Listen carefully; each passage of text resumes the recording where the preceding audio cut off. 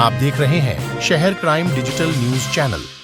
मध्य प्रदेश के इंदौर के कमला नेहरू प्राणी संग्रहालय से एक अच्छी खबर सामने आई है, जहां जेब्रा ने फॉल्स यानी शावक को जन्म दिया।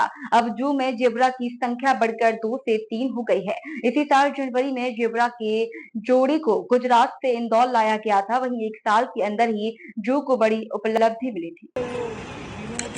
हाँ, बीमे वाले वाइल्ड एनिमल का बीमा नहीं होता क्योंकि खरीदा हुआ नहीं है। सर, एक खुशखबरी आई है, क्या है पूरा मामला? देखिए, झिब्रा में एक बच्चे का बर्थ हुआ है, जो हमारे जू के लिए, हमारे इंदौर जू के लिए काफ़ी उपलब्धि की बात है, क्योंकि किसी बड़ी ब्रीड में इस तरह का एक्जोटिक स्पीसीज में बर्थ होना अपने आप में मायने रखने वाली बात है, क्योंकि बड़ा प्रेशियस एनिमल है और बहुत कम जूज में देखने को मिलता है। खुशी की बात यह कि वो एनिमल हमारे यहाँ ब्रीड किया है और एक बच्चे का बर्थ हुआ है।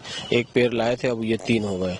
तो निश्चित रूप से जिस तरह से हम लोगों ने, हमारे स्टाफ ने जिस तरह उसकी केयरिंग करी थी और जिस तरह के रिजल्ट आए, वो कहीं ना कहीं हमारे एनिमल एक्सचेंज प्रोग्राम में हमको और भी फायदे दिलाने वाली चीजें कि हम लोग जब इनकी संख्या बढ़ेगी तो निश्चित रूप से इनको किसी और एक्सचेंज प्रोग्राम में देके कुछ नई स्पीसीज जिसकी हमारे दर्शकों को ज्यादा डिमांड रहती है, उनके हिसाब से फिर वो स्पीसीज का भी हम लोग समावेश करेंगे हमारे जू के अंदर। सर, अफ्रीकन जेब्रा स्पीशीज है ये, तो क्या एक्सोटिक श्रेणी में ही आती है और इंदौर के लिए कितनी बड़ी उपलब्धि है? क्या मध्य प्रदेश में इस तरह का कोई जानवर हो? नहीं, देखिए, हमारे जो इंदौर में मध्य प्रदेश की अगर बात की जाए तो जो 3 जू है, तीनों जू में जिब्रा नहीं है और दूसरे जू में भी कहीं जिब्रा है तो वो ब्रीड नहीं कर रहा है।